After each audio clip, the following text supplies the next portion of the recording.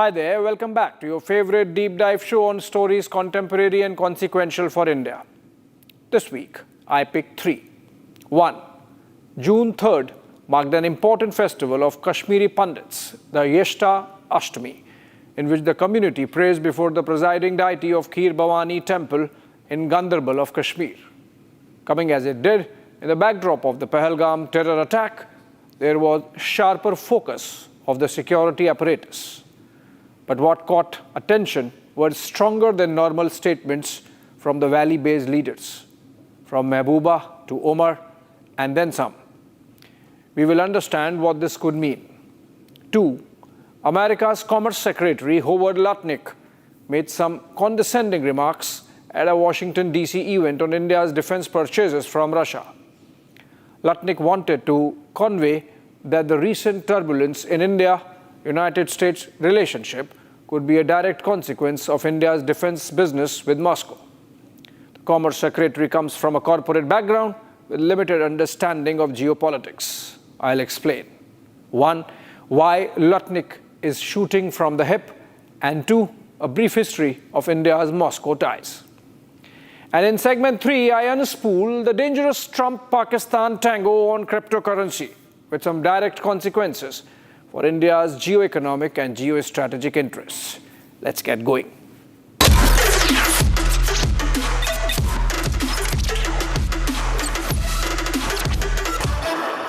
So the Indian economy is extraordinary. Your human capital capacity is amazing. Your growth rate is amazing. But there were certain things that the Indian government did that generally rubbed the United States the wrong way. For instance, you generally buy your military gear from Russia. That's a way to kind of get up, under the skin of America if you go to buy your armaments from Russia. Howard Lutnick is a corporate czar who believes, like many in the Trump administration, that running a country is like running a corporation. But that's not the only problem. Lutnick, like many others in the Trump administration again, also lacks adequate exposure to matters geopolitics. So let's educate Mr. Lutnick a bit on why India is so heavily dependent on Russian military hardware. It begins with the end of the World War II and the start of the Cold War. The planet found itself divided into two powerful blocs, led by the United States of America and the Union of Soviet Socialist Republics, or the USSR. It was a contest of two competing ideologies, capitalism in the case of USA and communism in the case of the USSR. Both recent, both having the messianic zeal to look for converts, if need be by use of force. For the people of that generation, those were like two new religions to choose from. This global divide coincided with the partition of India, and the two blocs had choices, just as post-partition India and Pakistan had theirs to make.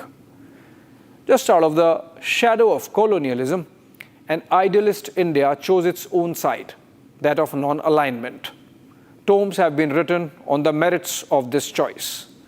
But for our present, suffice to say that we took the road less traveled. Pakistan made a clear decision, that of joining the American bloc by signing up for SEATO and CENTO, the Southeast Asia Treaty Organization and the Central Treaty Organization, respectively. Add to it Pandit Nehru's predilection for Fabian socialism from his days in Europe and some favorable impressions of the Soviet plan model from a visit to Moscow even before independence. And India found itself closer at heart to Russia than to Uncle Sam. The military hardware just followed, much like other stuff. The Attlee government, its South Asia policy, controlled by pro-Pakistan State Secretary Philip Noel Baker, found Nehru to be imperious and difficult to deal with, and Pakistan willing to walk the extra mile. The Americans just followed the Brits. The bilateral start was cold. Washington's ambassador to New Delhi, Loy Henderson, couldn't come to like Nehru, and the dislike was mutual. India also refused to toe American line. On the United Nations Commission on India and Pakistan, UNCIP, for example, even asking its 18 American members to leave, adding to American distaste. When the Truman administration gave way to Eisenhower, his Secretary of State, John Foster Dulles, had scant regard for India's non-alignment. He was a determined Cold Warrior associated with ideas like brinkmanship. He found Nehru to be an utterly impractical statesman and Pakistan's anti-communist stance very pleasing. The cold start had led to the setting of a deep freeze in India-United States relations. Parallelly, it had created a favorable US-Pakistan axis. As early as 1954, Eisenhower decided to provide military assistance to Pakistan as part of the Dulles-inspired Baghdad Pact, which Pakistan had joined. Cold War was at India's doorsteps. Alarmed and miffed, Nehru government looked to Moscow for a beef-up. Kremlin obliged. Both Premier Nikolai Bulganin and Communist Party's first secretary Nikita Khrushchev became state guests of New Delhi in the summer and autumn of 1955 respectively. Khrushchev even visited Kashmir as an endorsement of India's position. Whatever little military support was provided during the 1962 war with China was duly encashed by the Americans by forcing India to have talks with Pakistan on Kashmir. The years of humiliation were building up. While sharing the PL-480 wheat, the conditions around the ship-to-mouth supplies hardly built any political capital for the United States in India. In the 1965 war, Indian armed forces faced a better-equipped Pakistan army with its Patton tanks and the Pakistan Air Force with cutting-edge F-86 Sabres and Starfighters, both supplied by the Americans. Indian Air Force struggled with the archaic World War II vintage Vampires and Gnats. Opting for Russian MiGs became a natural choice that the Soviets were even willing to transfer technology for and set up manufacturing shop floor in India. That made the decision a no-brainer. By the time of 1971 war, Washington had Nixon-Kissinger duo setting sights on Beijing. And like in the case of Nehru, a hands-off Indira Gandhi did not help the American cause. While the Simla agreement was welcomed, the future was clearly Islamabad. Last episode, in profiling the rogue Pakistani atom bomb, I had explained and you understood how America winged or looked the other way as Pakistan built its nuclear arsenal, stealing, thieving, begging around the world through the AQ Khan network. If anything, it is America that has rubbed India the wrong way, and not vice versa, as Lutnick alleged in that hectoring conversation in Washington this week. As Pakistan kept building its American war machine, the Moscow-New Delhi distance kept shrinking. There was a cultural spillover too. I remember my grandfather talking effusively about the Russian way of life. As a 70s kid, I recall stories of Rakesh Sharma going to space on board Soyuz rocket from the Baikonur Cosmodrome. Russian youth festivals would come to my school and not the American ones till the coming of cable TV in early 1990s. You get the drift. It was only post-liberalization that a sizable Indian-American community got America into our drawing rooms via TV.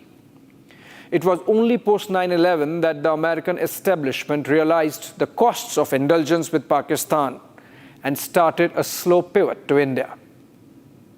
It was only after Indian economy hit the US $1 trillion mark sometime in 2005 that corporate America started having a serious look at India and dehyphenation with Pakistan began. It was only after realizing the consequences of the rise of China that America opened the vault of its war machine in the early 2010s to India. After this shift only, the United States has thought of diluting its position on selling its military hardware with shorter fine print of conditions attached. It is still not a free hand of the Russian kind.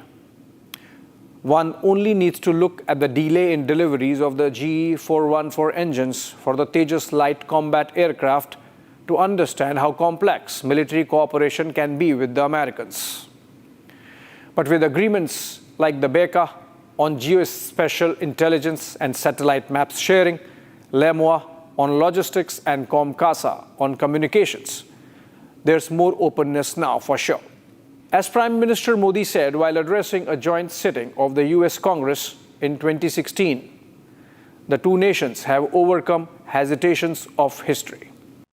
More than 15 years ago, Prime Minister Vajpayee stood here and gave a call to step out of the shadow of agitation of the past. The pages of our friendship since then tell a remarkable story. Today, our relationship has overcome the hesitations of history. In a way, it's a measure of the distance traveled that in Lutnick's mind, the history behind those hesitations has got erased, which in turn is getting reflected in the number of American platforms that now find place in India's war machine. From the M777 howitzers and 6-hour rifles with Army to the PH surveillance aircrafts with both the IAF and the Navy, to the deals in the making on the Harpoons, Javelins and Strikers and even F-35s. The long-range drones from General Atomics, the deal for which was signed early this year, takes total Indian defense purchases from America to over $24 billion in the last 7 years alone. Parallelly, between 2010 and 2025, the Russian component in India's defense imports has tapered off from a steep 76% to 36% now. This is also a reflection of reduced Russian capacities to service export commitments owing to their own ongoing war with Ukraine. Instead of cribbing, Mr. Lutnick could rather focus on this opportunity with little more transparency on the part of the Americans. The delay in supply of G414 engines was inexplicable, hopefully the first of which would land in India this month. That brings me to the latest round of how Trump administration is rubbing India the wrong way. And it better stop. Let's move to the segment 2 for that. This is a tremendous opportunity for economic growth and innovation in our financial sector, and will really go a long way. I think it's going to be a tremendous, we feel like pioneers in a way, of tremendous method of growth. This was President Donald Trump speaking at an official cryptocurrency summit in the month of March. Hosting top crypto players from the world at the White House, Trump made his crypto love official, signaling a major policy shift in the United States on digital assets. The Biden administration had made sure that crypto remained constraints-bound and distant from any legitimacy and legal acceptance as a currency of exchange. Things changed with the transition, and on taking over, Trump appointed a crypto czar in David Sachs, a Silicon Valley tech bro and a close friend of now estranged First Buddy Elon Musk. Sachs announced setting up of a Bitcoin crypto reserve, which Trump signed into an executive order the same day. The summit and the announcements immediately raised eyebrows about conflict of interest. A majority of the summit participants were crypto entrepreneurs who were heavily invested into the digital assets world and had heavily funded Trump's campaign for the White House second term. As per the American Federal Election Commission, crypto industry accounted for roughly half of the total corporate donations during the 2024 presidential campaign, and almost all of those went to Trump. In the first couple of months of Trump coming to power, the Bitcoin increased its value by over 40%. Trump also announced a cryptocurrency in his own name, the Trump meme coin. There's a cryptocurrency in the name of the First Lady, Melania, as well. Trump administration has dropped regulatory investigation against some of the crypto investors who funded his campaign, and banking restrictions have been lifted. Small investor be damned. So far, so good. What happens to Americans is their problem. This was in the month of March. Exactly a week after the White House event, Pakistan set up its National Crypto Council, a body charged with integrating blockchain technology and digital assets into its economy. Its head, Bilal bin Saqib, was given Minister of State rank. Seemed innocuous, even funny, given Pakistan has below par IT talent or infrastructure and is a power deficit country going by media reports. Its annual energy import bill is $7 billion. This is significant because crypto is an energy guzzling asset, based as it is on data farms consuming power in gigawatts to determine the inherent worth of those currencies. Listen to this noted Pakistani journalist first. यहाँ हमारी हुकूमत ने 2 deals की हैं American के साथ, एक mineral development के ऊपर इन केपी एंड दूसरी डील की है ऑन क्रिप्टो करेंसी, और दोनों के अंदर इल्ज़ाम यही है कि ट्रंप के फाइनेंशियल इंटरेस्ट भी हैं और ये तकलीफ़ हो रही है लोगों को. So I think Pakistan should take advantage of this. मगर मेरा ख्याल है ये वाइट हाउस के साथ इतना इनको करने की ज़रूरत नहीं है, इनको स्टेट डिपार्टमेंट के साथ करने की ज़रूरत है. बिकॉज वाइट हाउस और स्टेट डिपार्टमेंट कभी कभी थोड़े बहुत डाइवर्ट करते हैं. रोज़मर्रा की बातें, डेली इश्यूज़ जो होते हैं वो स्टेट डिपार्टमेंट डील करता है. ओवरऑल पॉलिसी जो है वो अनाउंस कर देता है ट्रंप. मगर ट्रंप को आपको पता ही है ना कि ट्रंप और स्टेट डिपार्टमेंट के दरमियान भी बड़ी टेंशन है. This is how the penny dropped or the cookie crumbled. Let me share more details of the plan Najam Sethi is talking about. Pakistan hosted a delegation of World Liberty Financial, a Trump family-backed crypto firm, on April 23 in Islamabad. This was just a day after the Pahalgam terror attack. The delegation was led by Zach Witkoff, son of Trump's Middle East envoy, Steve Witkoff. The firm has the stakes of Trump's son, Donald Trump Jr., and his son-in-law, Jared Kushner. Leaving nothing to imagination, Witkoff was given an audience with Pakistan's Army Chief Asim Munir and Prime Minister Shehbaz Sharif. On May 21, Pakistan established a Digital Assets Authority for execution of blockchain infrastructure.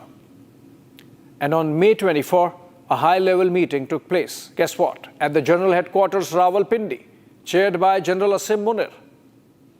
If you had any doubts that this was a finance ministry domain, this should put that to rest. On May 25, Pakistan government announced reserving 2,000 megawatt of power supply for crypto industry for Bitcoin mining rigs and data centers. Imagine, amid day-long blackouts and collapsing power grids, it wants to reserve 2,000 megawatt for crypto. Within a week of this meeting on June 2, that's just a few days back, Pakistan announced setting up of a Bitcoin reserve, mirroring the Trump move. And a day later, which is this Tuesday, the chief of the Pakistani Crypto Council landed in Washington, D.C. to strike more deals, where he was given an audience by the executive director in the White House dealing with all things crypto, Robert Hines. Knowing the kind of deep investments Trump administration has in crypto, from Trump himself to his sons and son-in-law, from Vice President J.D. Vance to Steve Witkoff, and of course Mr. Howard Lutnick himself, it would be foolhardy to believe that the deal between Pakistan and World Liberty Financial is just about bitcoins. There's a clear give and take, howsoever opaque or denied, which, by the way, it has not been. We cannot lose sight of the fact that in one of its first decisions that had geopolitical consequences for India, Trump released $397 million for the maintenance of American F-16's fleet with the Pakistan Air Force in the month of February. In March, Trump praised Pakistan during his Capitol address for helping nab the Kabul bomber who had killed 13 American soldiers on August 15, 2021, when America was leaving Afghanistan.